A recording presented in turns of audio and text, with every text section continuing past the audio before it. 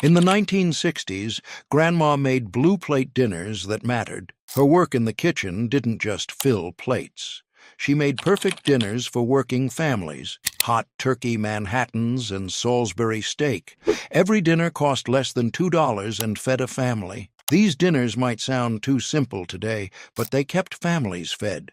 Let's rediscover these 30 secret blue plate dinners from the 1960s that disappeared. Hot turkey Manhattan became the most popular diner blue plate in the 1960s because working men could eat a full Thanksgiving-style meal for 99 cents during their 30-minute lunch break. Customers walked into the diner at noon. They sat at the lunch counter. They ordered the hot turkey Manhattan. The cook sliced fresh roasted turkey breast thin. He laid 2 slices of white bread on a blue plate. He piled warm turkey slices on top. He scooped mashed potatoes next to the bread. He ladled hot turkey gravy over everything. The bread soaked up the gravy. The potatoes turned creamy. Customers ate with forks and knives. They finished in 20 minutes. They paid 99 cents. They walked back to work, satisfied. The secret was the gravy. Diners made turkey gravy from scratch every morning using turkey drippings, flour, butter, and chicken stock. Home cooks couldn't replicate it. The gravy made the hot turkey Manhattan unforgettable. The classic patty melt became the griddle sandwich every diner perfected because the secret was pressing the sandwich flat while it cooked on the hot griddle. Customers ordered patty melts for lunch. The cook shaped ground beef into thin oval patties. He seasoned them with salt and pepper. He placed them on the hot griddle. They sizzled loudly. He flipped them once. While the patties cooked, he buttered slices of rye bread. He placed Swiss cheese on the bread. He added caramelized onions he had cooked slowly all morning. The onions were sweet and golden. He assembled the sandwich, patty between bread. Cheese on both sides. He pressed the sandwich down hard with a metal spatula. The sandwich flattened, the cheese melted, the bread turned golden and crispy. He served it with French fries and a pickle spear. Customers bit into the crispy, cheesy, beefy perfection. The secret was pressing it flat. Home griddles couldn't get hot enough. Diner griddles made it perfect. Before we move on, many of you asked in the comments where to find these recipes. We even received tons of email, too, so we published these recipes on our website. The link is in the description. Let's continue. Hamburger steak plate became the blue plate special working men ordered when they wanted real meat for $1.25. Customers sat in booths. They ordered the hamburger steak. The cook shaped half a pound of ground beef into a thick oval patty. He seasoned it with salt, pepper, and garlic powder. The secret seasoning made it different from home. He placed the patty on the griddle. It cooked for 6 minutes per side. He flipped it once. While it cooked, he made onion gravy. He sliced yellow onions thin. He cooked them in butter until soft. He added beef broth and flour. The gravy thickened. He placed the cooked hamburger steak on a blue plate. He scooped mashed potatoes next to it. He added green beans. He poured onion gravy over the steak and potatoes. Customers cut into the thick patty. Juice ran out. The gravy soaked into everything. The secret was cooking it thick and never pressing it down. Before we move, hot roast beef sandwich became the lunch counter favorite because diners roasted beef every morning and sliced it thin right in front of customers. Workers came in at noon. They ordered the hot roast beef. The cook walked to the roast beef sitting on the counter. He carved thin slices with an electric knife. The beef was still warm. He laid 2 slices of white bread on a plate. He piled roast beef slices on the bread. He covered everything with hot brown gravy made from beef drippings. He scooped mashed potatoes on the side. He poured more gravy over the potatoes. Customers ate quickly. The bread got soggy from the gravy. They didn't care. It tasted delicious. The roast beef was tender and flavorful. The gravy was rich and salty. The secret was carving the beef fresh for every order. Chicken fried steak plate became the Southern diner specialty because the secret batter recipe created a crispy coating that stayed crunchy even under cream gravy. Customers ordered it for dinner. The cook took a thin cube steak. He pounded it thinner with a meat mallet. He seasoned it with salt and pepper. He dipped it in buttermilk.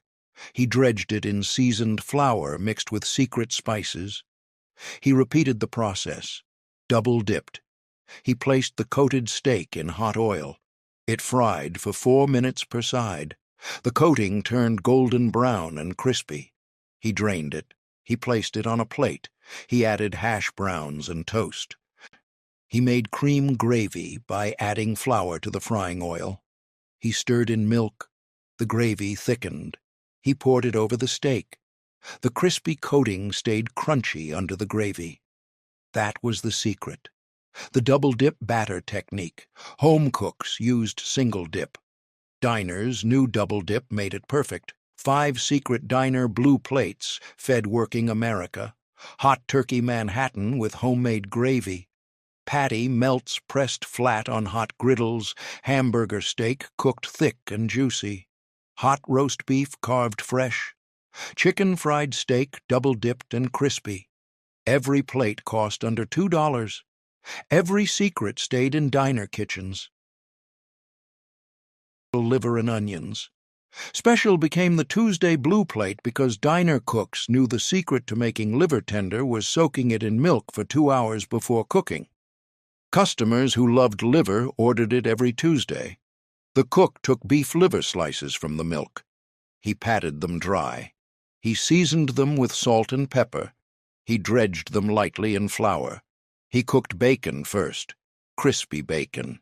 He set it aside. He kept the bacon grease. He fried the liver in bacon grease for 2 minutes per side. Quick cooking kept it tender. He removed the liver. He added sliced onions to the same pan. He cooked them until golden and soft. He placed the liver on a blue plate. He added mashed potatoes and green beans. He piled the onions on top. He crumbled bacon over everything. Customers who hated liver at home loved diner liver. The milk soak removed the metallic taste. The secret made liver delicious. Salisbury steak. Dinner became the Wednesday special because the secret mushroom gravy recipe made ground beef taste like expensive steak. Customers ordered it midweek. The cook mixed ground beef with breadcrumbs, egg, onion, and Worcestershire sauce. He shaped it into oval patties. He browned them on the griddle. He set them aside. He made the secret mushroom gravy. He sliced fresh mushrooms. He cooked them in butter until soft. He added beef broth and flour.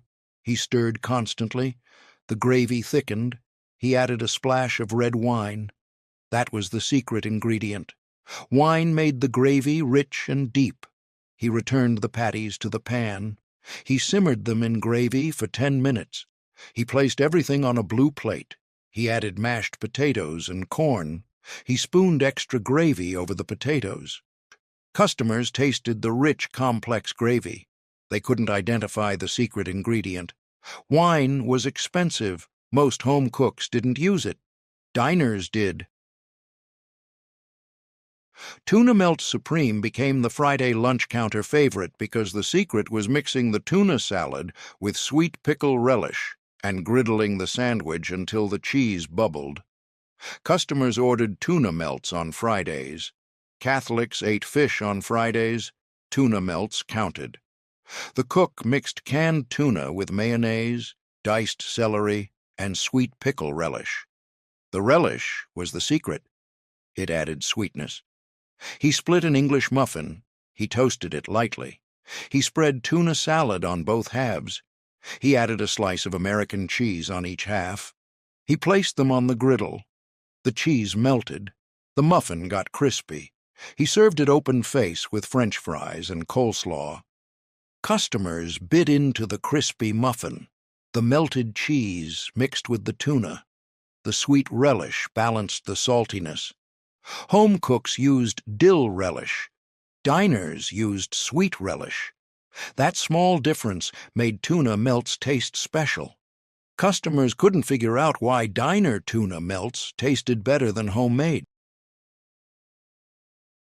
Meat and three-plate became the Southern diner tradition because customers chose one meat and three vegetables from the daily changing menu for $1.50. The blue plate was divided into sections. Customers walked to the counter. They looked at the steam table. Today's meats were fried chicken, meatloaf, or pork chops.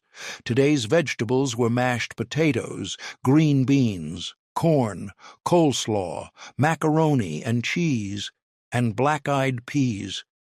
Customers chose one meat, three vegetables, but the cook filled the divided blue plate. Each section held one item. He added a cornbread muffin. He handed the plate to the customer. They carried it to their booth. They ate. The portions were generous. The vegetables were cooked Southern style. Lots of butter, lots of salt. The secret was changing the menu daily. Customers never got bored. They came back to see what was available. Meat and three kept Southern diners full every single day. Fried chicken liver plate became the Thursday secret special because the batter recipe created a crispy, golden coating that made people forget they were eating organ meat. Customers who knew ordered chicken livers. The cook took fresh chicken livers. He rinsed them. He patted them dry. He seasoned them heavily with salt, pepper, garlic powder, and paprika. He dipped them in buttermilk. He dredged them in seasoned flour. The secret was the heavy seasoning in both the buttermilk and the flour. Double seasoning. He fried them in hot oil for 3 minutes. They turned golden and crispy. He drained them. He placed them on a blue plate. He added mashed potatoes, gravy, and a biscuit. Customers ate the crispy livers. The coating was crunchy. The inside was tender and rich. The heavy seasoning masked the liver flavor. People who hated liver loved fried chicken livers. The secret was treating them like fried chicken, not like liver. 10. Secret diner blue plates defined the 1960s. Liver soaked in milk, Salisbury steak with wine gravy, tuna melts with sweet relish, meat and 3 daily choices, chicken livers double seasoned. Every secret stayed behind lunch counters. Every plate fed America for under $2. These secrets disappeared with the diners. Hot beef Manhattan became the lunch counter answer to the turkey version because factory workers wanted roast beef instead of turkey for the same 99 cents. Men walked in at noon. They sat at the counter. They ordered the hot beef Manhattan. The cook sliced yesterday's roast beef thin. He warmed the slices on the hot griddle. He laid 2 pieces of white bread on a blue plate. He piled the warm beef slices on top. He scooped creamy mashed potatoes next to the bread. He ladled thick brown gravy over everything. The bread soaked up the gravy immediately. The potatoes turned smooth and rich. Customers ate with forks. They finished in 15 minutes. They paid 99 cents. They walked back to the factory satisfied. The secret was the brown gravy. Diners made it fresh every morning using beef drippings from the roast, flour, butter, and beef stock. They simmered it low for 1 hour. The gravy turned thick and glossy. It tasted deep and beefy. Home cooks couldn't replicate it. They didn't have enough drippings. The diner version was richer and smoother. Every bite tasted like Sunday pot roast. The hot beef Manhattan fed working men for decades. It cost less than $1. It filled their stomachs completely. They returned every single week. Western omelette plate became the breakfast for lunch favorite because diner cooks knew how to make eggs fluffy using a secret 2-fork technique. Customers ordered it all day long. The cook cracked 3 eggs into a metal bowl. He beat them hard with 2 forks held together.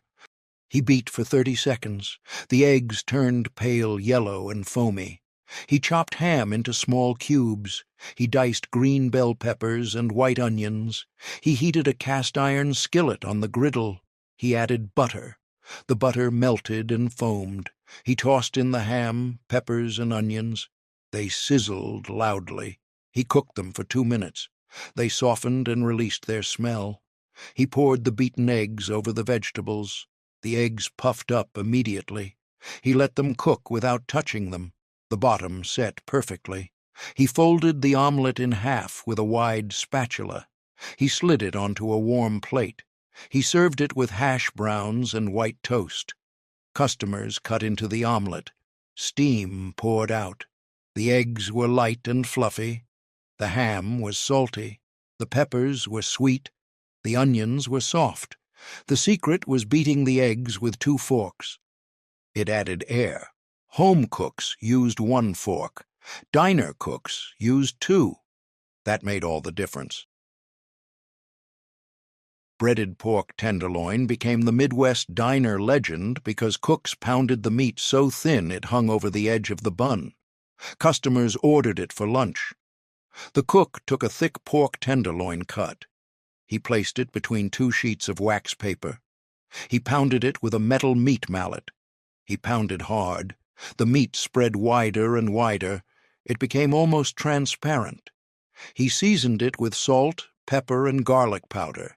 He set up 3 shallow bowls, 1 with flour, 1 with beaten eggs, 1 with seasoned breadcrumbs. He dredged the pork in flour first. He dipped it in egg next. He pressed it into the breadcrumbs last. The coating stuck perfectly. He heated oil in a deep skillet. The oil shimmered. He slid the breaded pork into the hot oil. It sizzled loudly.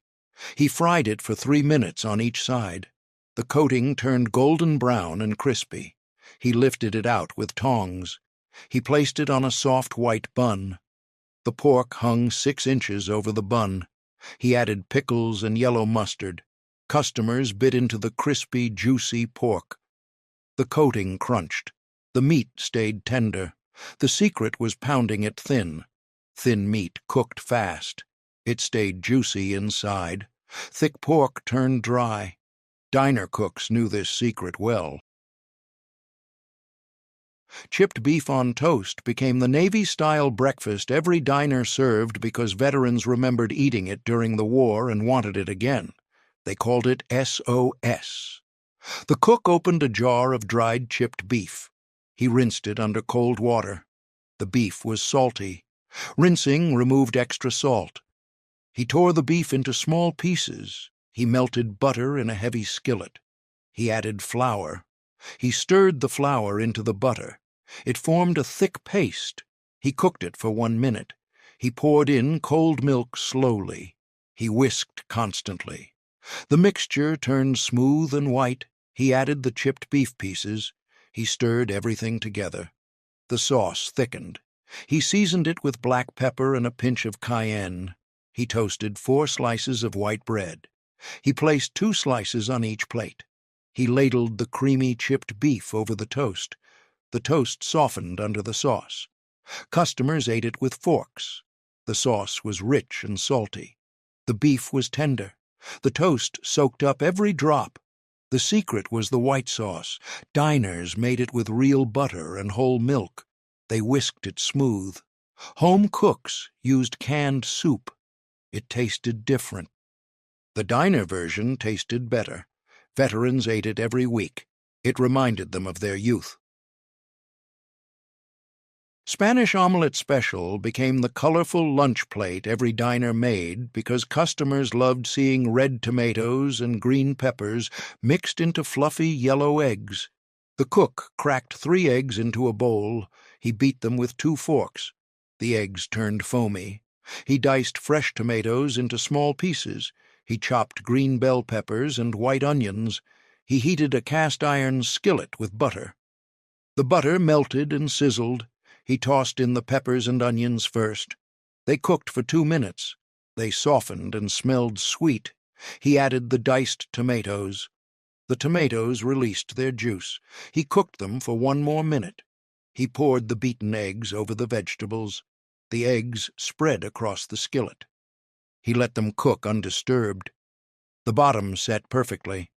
He used a spatula to fold the omelette in half. He slid it onto a warm plate.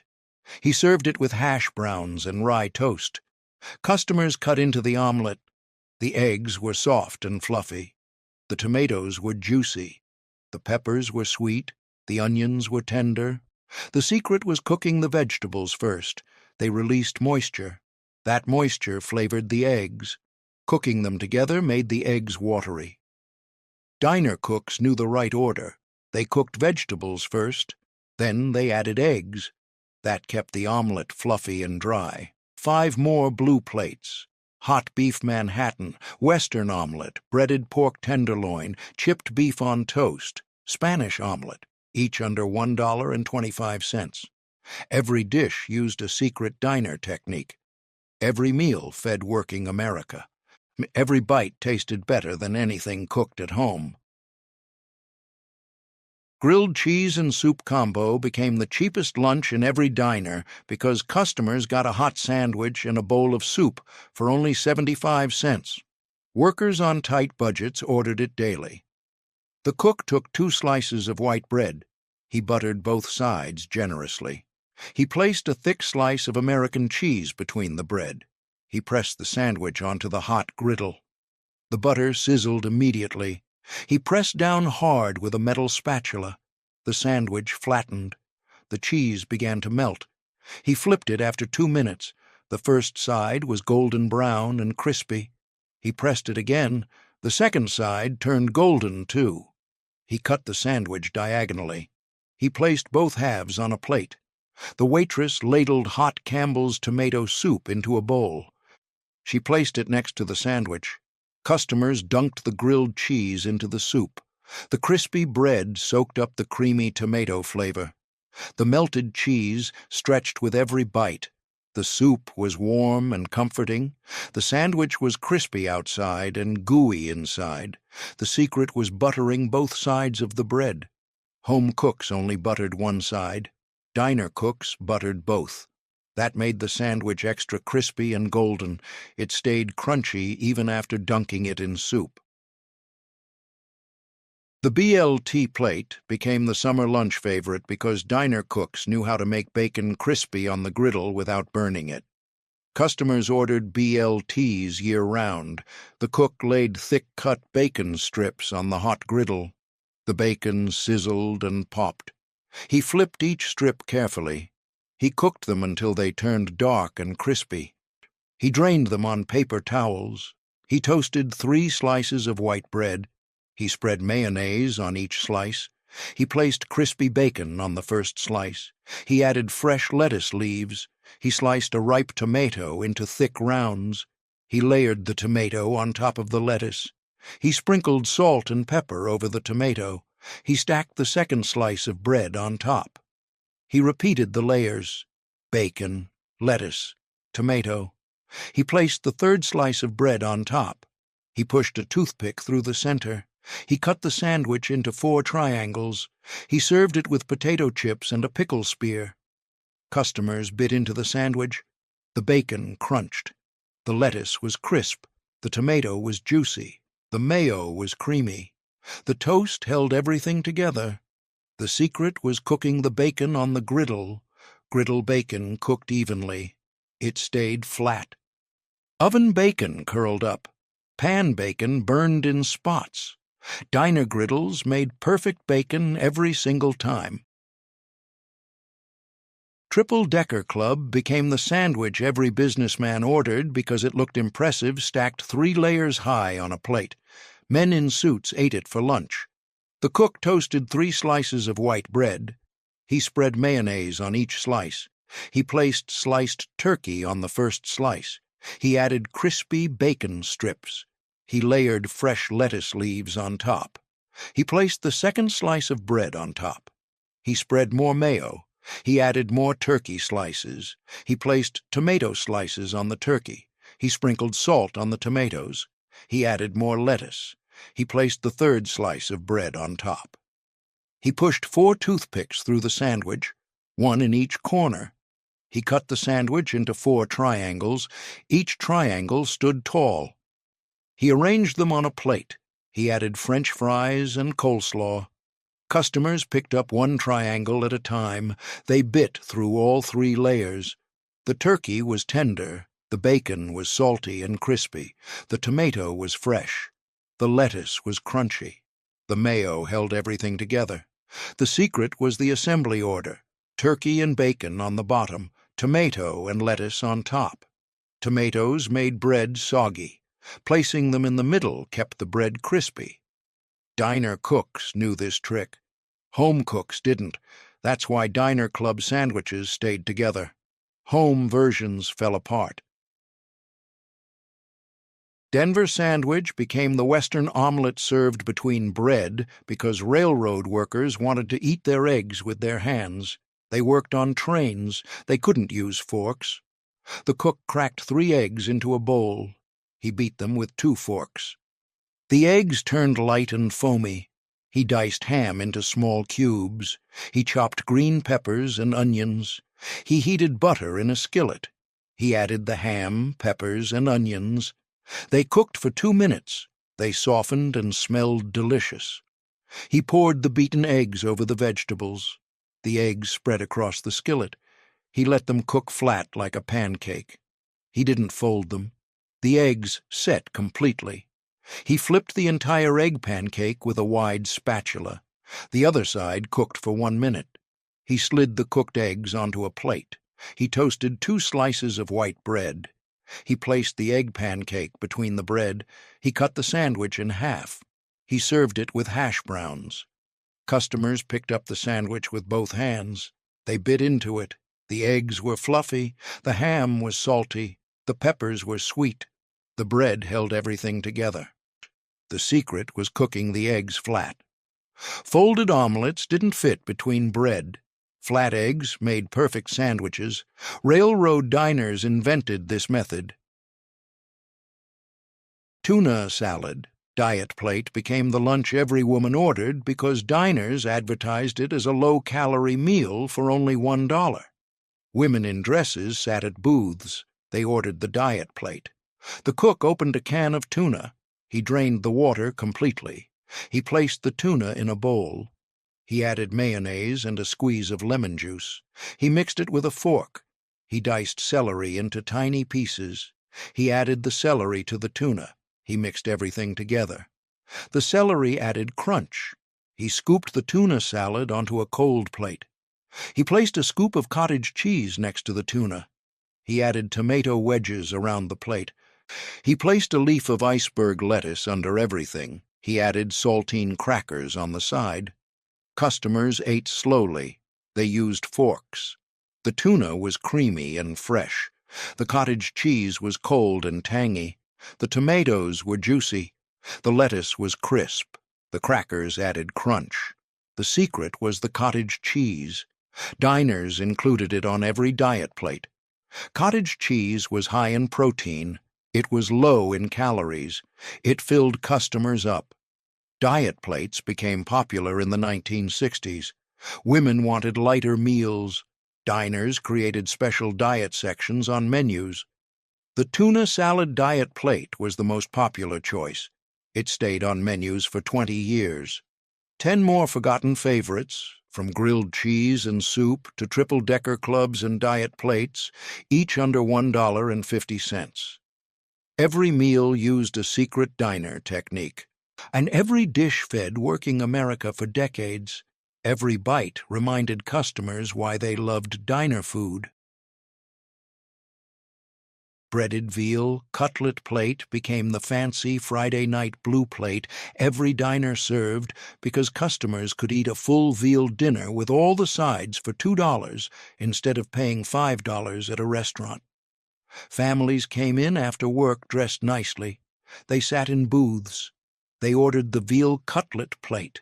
The cook took a thin veal cutlet from the cooler. Veal was expensive and delicate. Diners only served it on Fridays and Saturdays when they had fresh stock. He placed the cutlet between 2 sheets of wax paper on the counter. He pounded it gently with a metal meat mallet. The meat flattened slightly but stayed intact. Veal was already naturally tender. Too much pounding made it fall apart completely. He seasoned both sides generously with salt, white pepper, and a pinch of garlic powder. He set up 3 shallow bowls on the counter for breading. The first bowl held all-purpose flour, seasoned with salt. The second bowl held 2 beaten eggs mixed with a splash of whole milk. The third bowl held fine breadcrumbs mixed with dried parsley and grated Parmesan cheese. He dredged the veal in flour first and shook off excess. He dipped it into the egg mixture next. The egg coated every single inch. He pressed the veal firmly into the breadcrumb mixture. The breadcrumbs stuck perfectly to the wet egg. He heated vegetable oil in a large cast-iron skillet until it shimmered. He carefully placed the breaded veal into the hot oil. It sizzled immediately and loudly. He fried it for 3 minutes on the first side without moving it. The coating turned golden brown and crispy. He flipped it gently with metal tongs. He fried it for 3 more minutes on the second side. The second side turned golden too. He lifted the cutlet out carefully with the tongs. He placed it on paper towels to drain excess oil briefly. He transferred it to a warm white plate. He scooped buttered egg noodles onto the plate next to the veal. He added steamed green beans on the other side. He placed a fresh lemon wedge on the edge of the plate. He added a soft dinner roll with butter. Customers squeezed lemon juice over the hot veal cutlet. They cut into it with a sharp knife. The coating crunched perfectly under the knife. The veal inside was white, tender, and juicy. The Parmesan in the breading added a rich, nutty, savory flavor, and the lemon juice brightened everything and cut through the richness beautifully. The buttered noodles were soft and absorbed the lemon juice. The green beans were crisp and fresh. The dinner roll soaked up any leftover flavors on the plate. The secret was mixing grated Parmesan cheese and dried parsley into the breadcrumbs before breading. That mixture made the coating taste rich, complex, and restaurant quality. Hot Hamburg sandwich plate became the working man's secret blue plate favorite because diners served a full hamburger steak dinner for only 99 cents with mashed potatoes and gravy. Construction workers ate it for lunch every single day. Factory workers ate it for dinner after long, exhausting shifts. The cook shaped ground beef into thick oval patties using his bare hands. He didn't flatten them thin like regular burger patties for grilling. He kept them thick, substantial, and hearty. He seasoned both sides generously with salt, black pepper, and a pinch of onion powder. He placed the patties directly on the hot griddle surface. They sizzled loudly and immediately when they hit the heat. Fat dripped onto the griddle and smoked heavily. He cooked them for 4 full minutes on each side without moving them once. The outside turned dark brown and developed a thick, flavorful crust. The inside stayed pink and juicy. He sliced a large white onion into thin rings with a sharp knife. He tossed the onion rings onto the griddle next to the cooking patties. The onions sizzled and began to soften quickly in the beef fat. He stirred them constantly with a metal spatula. They turned golden brown and caramelized beautifully. While the patties finished cooking, he prepared the serving plates. He placed 2 slices of soft white bread on each blue plate. He didn't toast the bread at all. The bread needed to stay soft to soak up all the gravy. He scooped a generous mound of creamy mashed potatoes onto the plate next to the bread. He placed the cooked hamburger patty directly on top of the 2 bread slices. He piled the caramelized onions over the hot patty in a big mound. He ladled thick brown gravy over everything very generously. The gravy covered the patty, the onions, and soaked completely into the soft bread. The bread absorbed it like a sponge. The mashed potatoes turned glossy and rich. He added steamed green beans to the plate. He placed a dinner roll with butter on the side. Customers ate the hot Hamburg sandwich plate with forks and knives, never with their hands. They cut through the thick patty with their knives. Juice and gravy ran out onto the plate in a pool. The beef was tender, juicy, and incredibly flavorful. The onions were sweet, soft, and caramelized. The gravy was rich, thick, and deeply meaty. The bread turned soft, savory, and delicious from soaking up the gravy. Every single bite tasted like Sunday pot roast dinner. The secret was the brown gravy made from scratch every morning. Diners made it using beef drippings collected all day, flour, butter, and rich beef stock. Fried fish. Sandwich plate became the Friday blue plate tradition every Catholic diner customer ordered because the church said no meat on Fridays, and diners served a full fish dinner for only 75 cents. Churches were strict about the no-meat rule back then. Catholics followed it faithfully without question. Diners filled up completely every Friday at noon. The cook took fresh cod fillets from the icebox early in the morning. Cod was cheap, plentiful, and mild-tasting. He cut each fillet into sandwich-sized portions with a sharp knife. He patted them completely dry with paper towels. Dry fish held batter much better than wet fish. He set up his breading station with 3 metal bowls on the counter. The first bowl held all-purpose flour seasoned with salt, black pepper, and paprika. The second bowl held a beer batter he made fresh that very morning. He mixed flour, baking powder, salt, and ice-cold beer together until smooth. The beer made the batter light, crispy, and puffy when fried. The third bowl held extra flour for final dusting. He dredged each fish piece in the seasoned flour first. He shook off the excess flour carefully over the bowl. He dipped the fish into the cold beer batter next. The batter coated every inch thickly and evenly. He let the excess drip off for a few seconds. He carefully placed the battered fish into hot oil in a deep fryer. The oil bubbled violently around the fish immediately. The batter puffed up and turned golden almost instantly. He fried each piece for 4 full minutes without moving it. The coating turned crispy and dark golden brown. He lifted the fish out with a metal slotted spoon. He placed it on paper towels to drain excess oil. He toasted a soft hamburger bun on the griddle with butter. Both sides turned golden and warm. He placed the hot fried fish on the bottom bun on a blue plate. He added shredded iceberg lettuce and 2 thick tomato slices on top. He spread creamy tartar sauce on the top bun. He closed the sandwich. He added a generous serving of French fries to the plate. He scooped creamy coleslaw onto the plate. He placed a lemon wedge on the side. Customers bit into the sandwich very carefully. The coating crunched loudly under their teeth. The fish inside was white, flaky, tender, and mild. The tartar sauce was creamy, tangy, and full of pickle relish. The lettuce was cold and crisp. The tomato was fresh and juicy. The fries were hot and salty. The coleslaw was cool and refreshing. The secret was the beer batter made with ice-cold beer every morning. The cold beer mixed with flour created thousands of tiny air bubbles when it hit the hot oil. Those bubbles made the coating light, crispy, and incredibly puffy. Home cooks used regular batter without beer.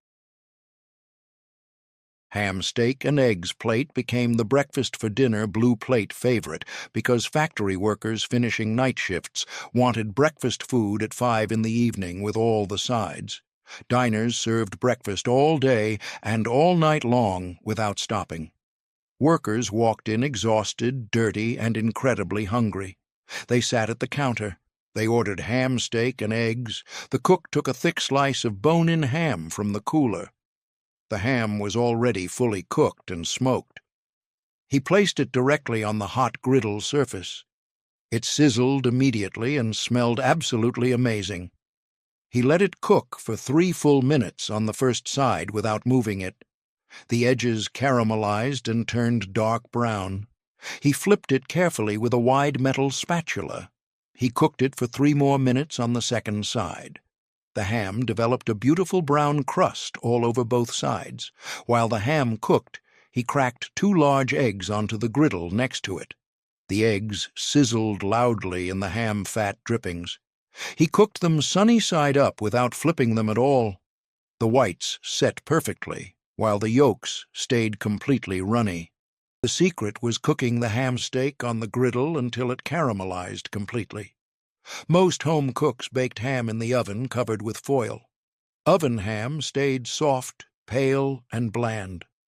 Griddle ham developed a crispy, caramelized crust that tasted absolutely incredible.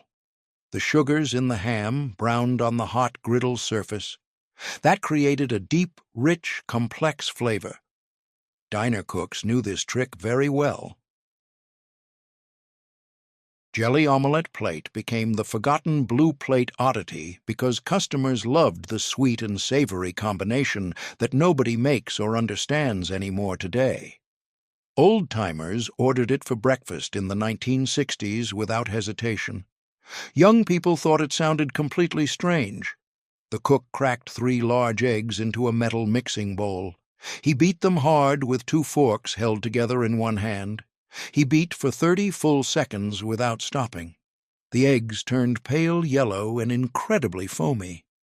He heated a cast-iron skillet on the griddle with a generous pat of butter. The butter melted quickly and foamed up beautifully. He poured the beaten eggs into the hot skillet carefully. The eggs spread out evenly across the entire pan. He let them cook without touching them for 2 full minutes. The bottom set perfectly and turned light golden. The top stayed slightly wet and shiny. He took a tablespoon and scooped grape jelly from a jar. Grape jelly was the most popular choice by far. Some customers asked for strawberry or apricot jelly instead. He placed small spoonfuls of jelly across 1/2 of the omelette in a line. He didn't spread the jelly out at all. He left it in small, separate dots. He carefully folded the omelette in half with a wide metal spatula. The jelly stayed trapped inside the fold perfectly. He let it cook for 1 more minute. The jelly warmed up and became liquid inside. He slid the omelette onto a warm blue plate carefully. He dusted the top lightly with powdered sugar from a shaker. He added a serving of crispy bacon strips to the plate. He scooped a small serving of hash browns next to the omelette. He placed 2 slices of buttered white toast on the side. He added a small cup of extra jelly. Customers cut into the omelette with their forks. The warm jelly oozed out and ran across the plate. The eggs were fluffy, light, and buttery. The jelly was sweet, fruity, and warm. The combination tasted strange but absolutely delicious. The sweetness of the jelly balanced the richness of the buttery eggs perfectly. The powdered sugar added extra sweetness on top. The bacon added salty, smoky flavor. The hash browns added crunch. The toast soaked up the jelly. The secret was warming the jelly inside the omelette instead of spreading it cold on top afterward. Warm jelly became liquid and mixed slightly with the eggs. Cold jelly stayed thick, separate, and didn't blend. Warming it created a much better flavor combination throughout. The texture was smooth and consistent. Diner cooks learned this technique from classic French cooking. French cooks made sweet omelettes with jam for breakfast. 5 more forgotten blue plates: breaded veal cutlet, hot hamburg sandwich, fried fish sandwich, ham steak and eggs, jelly omelette, each a complete dinner under $2. Every plate used a secret diner technique. Every meal fed working America for decades. Every bite tasted better than home cooking. Chili-size plate became the California blue plate secret that Midwestern customers never understood because it was a hamburger patty, smothered in chili and beans, served with all the sides. Los Angeles diners invented it in the 1920s for factory workers. It spread across Southern California quickly. The cook shaped ground beef into thin, wide patties using his hands. He seasoned them with salt and black pepper only. He placed them on the hot griddle. They cooked for 3 minutes on each side. The patties stayed thin and cooked through completely. While the patties cooked, he heated a pot of homemade chili on the stove. The chili simmered low all morning long in a large pot. He made it with ground beef, pinto beans, tomato sauce, chili powder, cumin, garlic, and diced onions. The chili was thick, dark red, and incredibly meaty. He toasted hamburger buns on the griddle with butter. The buns turned golden and crispy on both sides. He placed a cooked hamburger patty on a blue plate in the center. He ladled a full cup of hot chili over the patty generously. The chili covered the patty completely and pooled around it. He sprinkled shredded cheddar cheese over the hot chili. The cheese melted immediately into the chili. He added diced white onions on top. The onions were raw and crunchy. He added a serving of French fries to the plate. He scooped creamy coleslaw onto the plate. He placed the toasted bun halves on the side of the plate. He served it with a fork and knife. Customers ate the chili and patty with their forks first. They used the toasted bun to soak up leftover chili from the plate. On the hamburger patty was juicy and flavorful under the chili. The chili was spicy, rich, thick, and deeply satisfying. The melted cheese added creaminess and richness. The raw onions added crunch and sharpness. The fries were salty and crispy. The coleslaw was cool and refreshing. The toasted bun soaked up every single drop of chili. The secret was making the chili from scratch every morning and simmering it for 3 hours minimum. The long cooking time made the flavors deep, complex, and layered. The beef broke down into tiny, tender pieces. The beans became soft, creamy, and almost melted. The spices blended together perfectly into one unified flavor. Home cooks made chili from canned ingredients in 30 minutes. Their chili tasted thin, bland, and one-dimensional. Diner chili tasted rich, complex, and homemade. The chili-size plate was a California diner staple for 50 years straight. It cost $1.25. It was filling, messy, and absolutely delicious. Fried brain sandwich plate became the Midwest blue plate delicacy that disgusted everyone outside Indiana and Missouri because diners served battered and fried cow brains on a soft bun with all the sides. German and Eastern European immigrants brought the tradition to America in the 1800s. Their children and grandchildren kept ordering it faithfully. The cook took fresh calf brains from the cooler early in the morning. Brains were cheap and incredibly plentiful.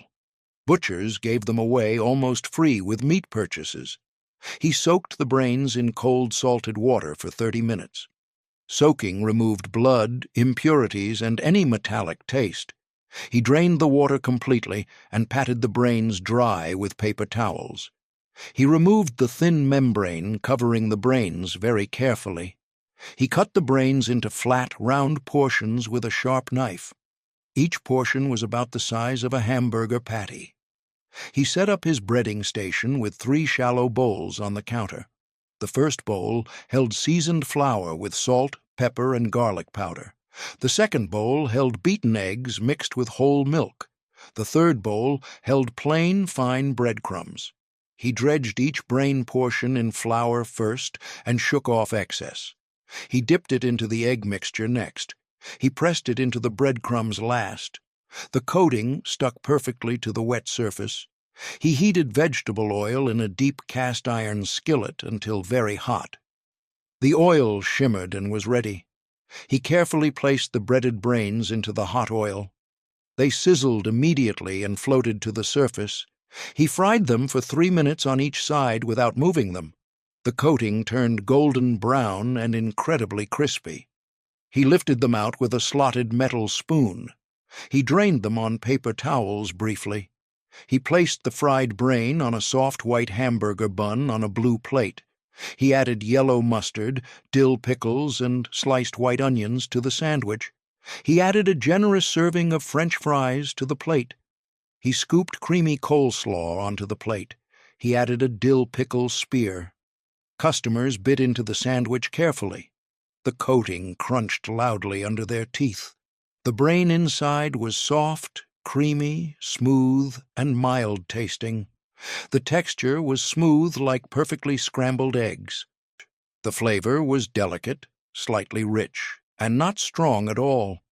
The mustard added tanginess and sharpness. The pickles added crunch and acidity. The onions added sharpness and bite. The fries were hot and salty. The coleslaw was cool and refreshing. The secret was soaking the brains in cold salted water first to remove all the blood. Unsoaked brains tasted metallic, strong, and unpleasant. Soaked brains tasted mild, pleasant, and delicate. The breading added texture and flavor. The frying made everything crispy and delicious. The fried brain sandwich plate was popular in St. Louis and southern Indiana from the 1920s through the 1970s. Germans and Eastern Europeans ate it regularly without hesitation. Hot tongue sandwich plate became the ethnic blue plate secret that Jewish and German customers ordered because tongue was tender, flavorful, and cost half the price of roast beef with all the sides. Delis served tongue cold in sandwiches. Diners served it hot as a full dinner plate. The cook took a whole beef tongue from the cooler early in the morning. Beef tongue was a large, thick muscle that weighed several pounds. He placed it in a large pot with cold water, onions, carrots, celery, bay leaves, whole peppercorns, and salt. He brought it to a rolling boil on the stove. He reduced the heat and simmered it for 3 full hours without stopping. The tongue became completely tender throughout. He removed it from the pot and let it cool for 10 minutes on a cutting board. He peeled off the thick, rough outer skin while it was still warm. The skin came off easily in one large piece. Underneath was smooth, pink, beautiful meat. He sliced the cooked tongue thin against the grain with a sharp knife. He kept the slices warm in the cooking broth. When a customer ordered the hot tongue sandwich plate, he took several warm slices from the broth. He laid 2 slices of rye bread on a blue plate. He piled the warm tongue slices on top of the bread. He scooped creamy mashed potatoes next to the bread. He ladled hot brown gravy over everything generously. The bread soaked up the gravy immediately. The tongue stayed warm, tender, and moist. He added steamed carrots to the plate. He placed a dinner roll with butter on the side. Customers ate with forks and knives carefully. They cut through the tongue easily. The meat was soft, rich, tender, and incredibly flavorful. It tasted similar to pot roast, but more tender and richer. The gravy was thick, glossy, and deeply savory. The mashed potatoes were creamy, smooth, and buttery. The rye bread added a tangy, sourdough-like flavor. The carrots were sweet and tender. The dinner roll soaked up leftover gravy. The secret was simmering the tongue for 3 full hours until it was completely tender throughout. Undercooked tongue was tough, chewy, and rubbery. Properly cooked tongue was as tender as butter and melted in your mouth. The long cooking time broke down all the tough muscle fibers completely. The tongue became soft and incredibly easy to slice. Peeling the skin while it was still warm made the job easy and fast. Cold tongue skin was almost impossible to remove cleanly. Diner cooks knew these tricks very well. They cooked tongue every Sunday night in large batches. They served it all week long. The hot tongue sandwich plate appeared on diner menus in Jewish and German neighborhoods throughout America. Other neighborhoods never served it or understood it. Sloppy Joe plate became the messy blue plate favorite that diners served to adults because working men loved the sweet tomato sauce and ground beef served with all the sides. Schools served Sloppy Joes to children for lunch. Diners served them to everyone as a full dinner plate. The cook heated a large skillet on the stove until very hot. He added ground beef directly to the hot skillet. The beef sizzled loudly and began to brown immediately. He broke it apart with a wooden spoon. He cooked it for 5 full minutes until no pink remained at all. He drained the excess fat from the skillet into a can. He added diced onions and diced green bell peppers to the cooked beef. He cooked them for 3 minutes until they softened completely. He added tomato sauce, ketchup, brown sugar, Worcestershire sauce, yellow mustard, garlic powder, salt, and black pepper. He stirred everything together thoroughly. The mixture turned dark red, thick and glossy. He let it simmer on low heat for 15 minutes. The flavors blended together perfectly.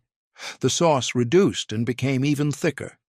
He toasted soft hamburger buns on the griddle with butter. Both halves turned golden and warm. He placed the bottom bun on a blue plate in the center. He scooped a generous amount of the Sloppy Joe mixture onto the bun. The mixture piled high and spilled over the edges. He placed the top bun on loosely. He added a generous serving of French fries to the plate. He scooped creamy coleslaw onto the plate. He placed a dill pickle spear on the side. He added extra napkins to the plate. Customers picked up the sandwich with both hands carefully. The mixture dripped out immediately onto the plate. They took big bites. The beef was savory, sweet, and incredibly rich. The tomato sauce was tangy and balanced. The onions and peppers were soft and sweet. The bun soaked up the sauce perfectly. The sandwich fell apart quickly and messily. They used forks to eat the mixture that fell onto the plate. They wiped their hands constantly with the napkins. The fries were hot and salty. The coleslaw was cool and refreshing. The pickle added crunch and acidity. The secret was adding brown sugar and Worcestershire sauce to the tomato mixture. Brown sugar made the sauce sweet and perfectly balanced the acidity of the tomatoes. Worcestershire sauce added depth, complexity, and umami flavor. Home cooks made Sloppy Joes with just ketchup and ground beef only. Their version tasted flat, boring, and one-dimensional. Diner Sloppy Joes tasted complex, rich, layered, and perfectly balanced. The Sloppy Joe plate was popular in diners from the 1950s through the 1980s. Men ordered it for lunch breaks. Teenagers ordered it after school. Everyone loved it. Creamed dried beef plate became the comfort food blue plate classic every grandmother remembered eating during the Depression because a small jar of dried beef fed a family of 6 with all the sides for only 50 cents. Soldiers ate it during World War II and called it SOS. Diners served it as a full dinner plate. The cook opened a jar of dried, chipped beef. The beef was thinly sliced and heavily salted. He rinsed it under cold running water for 1 full minute. The beef was extremely salty. Rinsing removed the extra salt. He tore the beef into small, bite-sized pieces. He melted butter in a heavy cast-iron skillet on the stove. He added all-purpose flour to the melted butter. He stirred the flour into the butter with a wooden spoon. It formed a thick paste called a roux. He cooked the roux for 1 full minute. He poured in cold whole milk slowly while whisking constantly. The mixture turned smooth, white, and thick. He added the chipped beef pieces to the white sauce. He stirred everything together. The sauce thickened beautifully. He seasoned it with black pepper and a pinch of cayenne pepper. He toasted 4 slices of white bread on the griddle. He placed 2 slices on a blue plate. He ladled the creamy chipped beef over the toast generously. The toast softened under the rich sauce. He added a scoop of buttered peas to the plate. He scooped mashed potatoes onto the plate. He placed a dinner roll with butter on the side. Customers ate it with forks. The sauce was rich, creamy, salty, and satisfying. The beef was tender and flavorful. The toast soaked up every single drop of sauce. The peas added sweetness and color. Those techniques disappeared when diners closed. The blue plates disappeared with them. But the memories stayed alive in the hearts of everyone who sat at those lunch counters and ate those meals. Which blue plate dinner do you remember eating? Tell us in the comments below. Tag someone who remembers diner food. Share this story to keep these forgotten dinners alive forever.